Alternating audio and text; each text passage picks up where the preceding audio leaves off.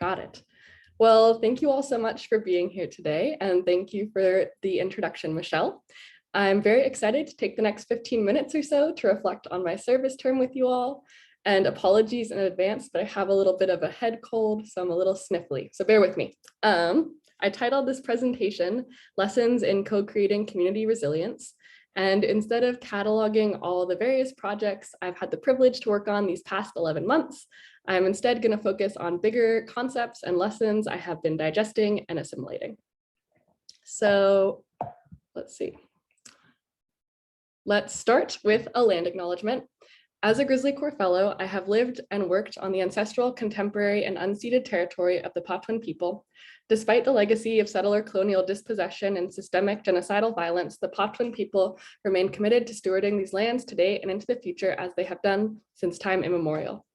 This acknowledgement, brief and in no way complete, aims to express my commitment to interrogating and uprooting settler colonialism and uplifting Indigenous voices, all in service of building a more just and ecologically vibrant future. So before diving into lessons learned, I just want to give a very broad stroke overview of my service term. I spent the first 9 months of my service term with the Center for Land-Based Learning, which is an educational nonprofit based in the Sacramento Valley. The Center for Land-Based Learning, or CLBL's mission, is to inspire, educate, and cultivate future generations of farmers, agricultural leaders, and natural resource stewards. They do this through diverse youth and adult programming. Most of my time there was spent working with the newly created Farm and Climate program, which is part of the California Farm Academy. My work with CLBL can be divided into 3 general buckets. First, we have the educational bucket. I spent time teaching classes to beginning farmers and creating various educational resources in addition to doing youth education. The second bucket is research, which included lots of projects like carbon farm planning research, ecological monitoring, developing research trials, grant support. And finally, we have the farm work bucket, which included working on diverse rural and urban farms in the Sacramento Valley, in addition to doing on-farm conservation work like hedgerows, and then finally miscellaneous farm tasks like building a greenhouse or a composting system.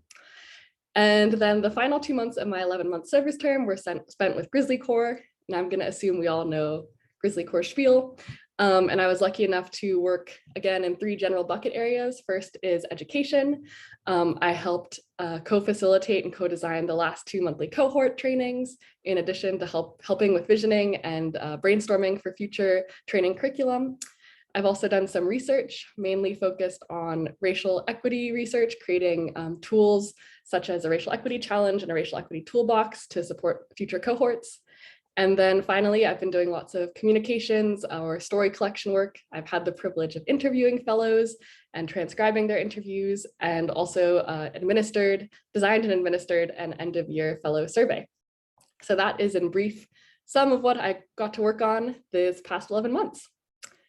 So before GrizzlyCorps, I studied ecology in college, specifically focusing on plant and fungal ecology. And ecology is the study of relationships. And there's this really interesting concept in ecology called the parasite mutualist continuum. And it is a way we characterize relationships between organisms. On one end of the spectrum, we have parasitic relationships that are extractive and ultimately lead to suffering and or death for one partner in the relationship. Whereas on the other end of the spectrum, we have mutualistic and regenerative relationships where both partners are being nourished by their interactions. Applying this ecological lens, one of the questions animating my service term is how can we collectively move away from parasitic relations and foster mutualism? There is an Indigenous concept of right relationship, and this concept is grounded in respectful reciprocity with all creation. When you're in right relationship, systems are vibrant and abundant. Robin Wall Kimmerer really summed it up well with this quote: "For much of humans' time on the planet before the Great Delusion, we lived in cultures that understood the covenant of reciprocity, that for the earth to stay in balance, for the gifts to continue to flow, we must give back in equal measure to what we take." So one of the questions that's been defining my service term is, how can we co-create right relations? So in the spirit of feeding what you want to grow and centering radical relationality, I want to give time and attention to 4 models for building community resilience that I have come across during my service term. And those are deep regeneration, relational landscape restoration, citizen science, and radical imagination. All of these models are trying to move us towards right relationship with the rest of creation. And for all these models, I'm going to give some background on what the model is, and then provide examples of the model in practice that I've come across during my service term. So let's start. Oops. Oh, sorry, my thing. There we go. So let's start with deep regeneration. So regeneration is a really resonant concept at the moment, and for good reason. Looking around at our communities today, it's evident that we don't want to sustain things as they are, but instead we want to bring back more life and more dignity for life. The regenerative agriculture movement is really having a moment, and as we engage in this movement, I think it's important to delineate between deep regeneration and shallow regeneration. So here are some of the key differences. First, deep regeneration continually centers equity and justice, whereas shallow regeneration centers whiteness and fails to dismantle white supremacy. Second, deep regeneration is holistic. We're not just regenerating the soil's fertility, we're also regenerating human relations and our human relations with systems. Comparatively, shallow regeneration is reductionistic and can be very narrow in its focus and aims. Think if you've heard of carbon tunnel vision. Thirdly, by being holistic and trying to correct foundational injustices, deep regeneration is inherently political. It focuses on equitable redistribution of power and wealth, whereas shallow regeneration is apolitical and it does not take any political stance on, say, workers' rights, colonialism, or environmental racism. Because it is entirely apolitical, shallow regeneration movements are easily co-opted. And finally, deep regeneration has transformative power, whereas shallow regeneration simply does not. Examples of deep regeneration movements include food sovereignty and agroecology. Oops, sorry, having trouble with this clicker. Now, here's an example of deep regeneration in practice that I came across during my service term. The Center for Land-Based Learning has a mobile farmers market truck in West Sacramento, and this mobile farmers market truck brings local and nourishing foods produced by community members in urban farms and nearby rural farms to neighborhoods experiencing food apartheid. I had the privilege of working in the mobile farmers market truck and also worked on urban and rural farms in the area that provide produce to this truck. So why does this mobile farmers market model work, and why is it an example of deep regeneration? First and foremost, the mobile farmers market truck program is actively dismantling racism in the food system by helping to remedy food apartheid in Western Sacramento. Secondly, it works because it is resolving unjust accessibility barriers. The truck brings nourishing, sustainable, locally grown, and culturally appropriate food to communities with limited access, such as senior centers and affordable housing complexes. Thirdly, this program ensures that the food on the truck is affordable. The vast majority of purchasers at the mobile market use EBT SNAP, and through the Market Match program, community members can buy large quantities of healthy food at very low cost. Finally, it actively empowers community members by continually centering their voices. The program has an active community ambassador program and other diverse avenues for community engagement and education. So that is a very brief background on deep regeneration and my experience with it this service term. So now let's move on to the second model for building community resilience, which is relational landscape restoration. So the Center for Land-Based Learning recently moved to a new 40-acre parcel or farm called the Maples Farm, and they have diverse overlapping restoration projects occurring all across the farm. We have hedgerows galore, cover cropping, riparian restoration, etc. And all of these projects are achieved by bringing together groups of humans to heal and restore the land. There are many hands and many partners co-caring for these 40 acres. And as we're caring for the land, we're simultaneously caring for each other. To demonstrate this principle of relational landscape restoration, I want to talk about the installation of hedgerows on the property. So just one of the many projects going on. So here's a rough timeline of hedgerow installation events on the site. While serving with the Center for Land-Based Learning, we installed and maintained over 5,000 feet of native plant hedgerows, and we had a whole lot of help. We had 3 volunteer events, shout out to GrizzlyCorps Fall Fest, and then 4 youth education events. Additionally, Center for Land-Based Learning staff and also YOLO RCD staff provided ongoing care for the hedgerows in between the events. Altogether, I estimate that over 130 people assisted with hedgerow installation and maintenance during my 9 months with the Center for Land-Based Learning. These hedgerow events brought together new people to the Maples farm and were times to build relational networks with community members and also actively attend to our relationship with the land. By centering relationality, these hedgerow events were examples of relational landscape restoration. This restoration is not only relational, but it's also educational, since the Center for Land-Based Learning is an education-based nonprofit, and many of the landscape restoration events center learning by doing and actively embed education and mentorship. We know that biognosis, which is knowledge or investigation of the natural world, leads to biophilia, which is love of the natural world, and this in turn leads to active stewardship and engagement. So, because naturally we protect what we love. Okay, so that was a very brief overview of relational landscape restoration. Now let's move on to the third model for building community resilience, which is citizen science. Citizen science occurs anytime non-credentialed people take part in scientific endeavors.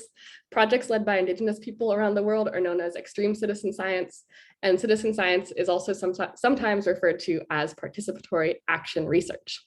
There are many online citizen science data collection platforms. Probably the most commonly known one is iNaturalist. And what is so cool about citizen science is that participants co-create huge networks that are open sourced, decentralized, interconnected, and interdependent.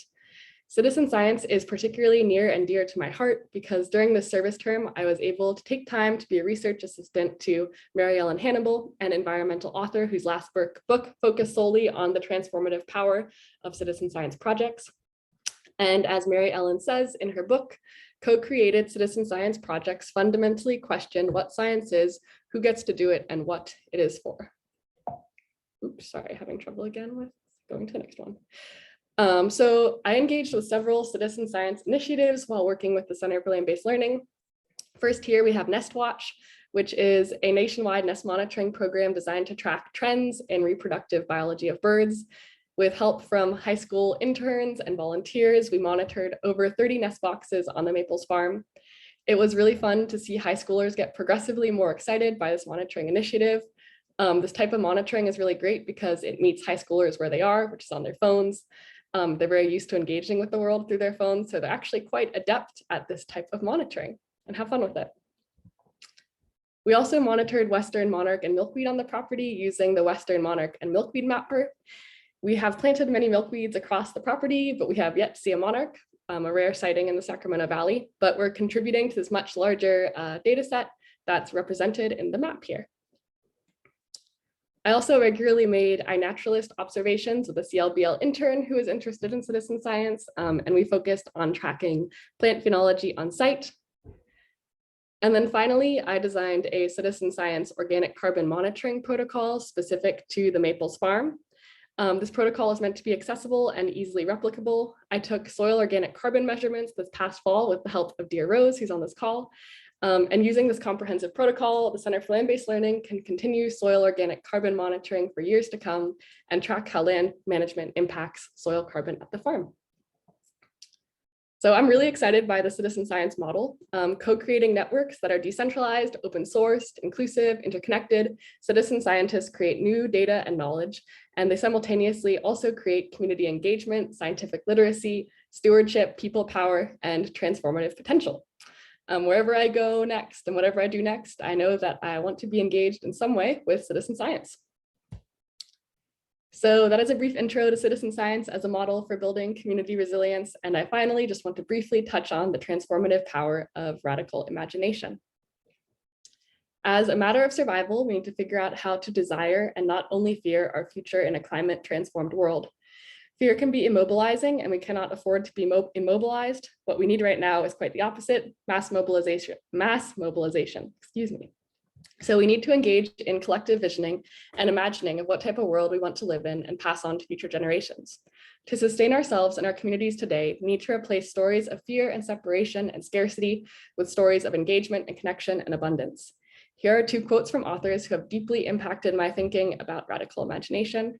First, we have from Adrienne Maree Brown, how do we cultivate the muscle of radical imagination needed to dream together beyond fear?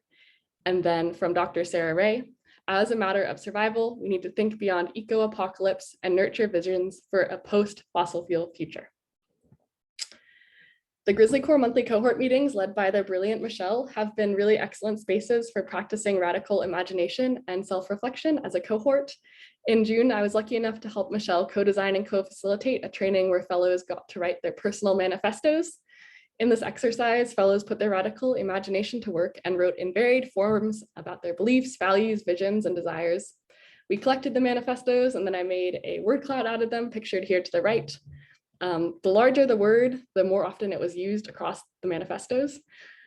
So here you can see that community and relationship are central pillars in GrizzlyCorps Fellows' collective visions. When there is alignment in visions, that is when there is transformative potential. And I think GrizzlyCorps is such an impactful program because it creates a decentralized network of engaged change agents with aligned visions for a more just and ecologically vibrant future. Oops, see, next one. Sorry, of course, at the very end. Okay, to close, I want to acknowledge sources of inspiration and nourishment throughout the service term. These books have been permanently positioned on my bedside table. First, we have Citizen Scientist by Mary Ellen Hannibal, Emergent Strategy by Adrienne Maré Brown, A Field Guide to Climate Anxiety by Dr. Sarah Ray, Erosion by Terry Tempest Williams, and Living by the Word by Alice Walker. And to close out, I just want to say a big thank you to everyone who I've come across in my service term, in particular, the GrizzlyCorps staff, Eliza, Michelle, Stephanie, Ken, Center for Land-Based Learning staff, all the amazing GrizzlyCorps fellows, my excellent housemates, Rose and Tim, and then of course, friends and family. Thank you for your love and support throughout the service term. And now I'll take any questions and stop sharing my slide. Oops.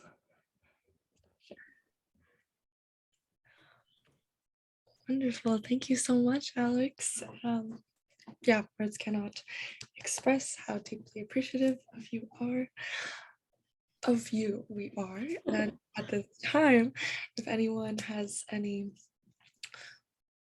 thoughts, thank yous, congrats, or questions for Alex, feel free to unmute, write into the chat, or applause from afar.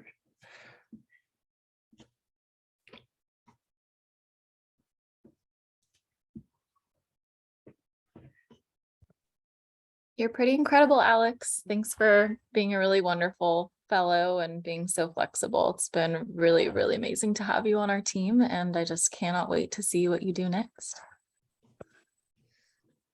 Absolutely, definitely echoing all the comments flowing in. You are an absolute queen and you inspire all of us. So it's been a pleasure working in relationship to you, and that will be something we carry with us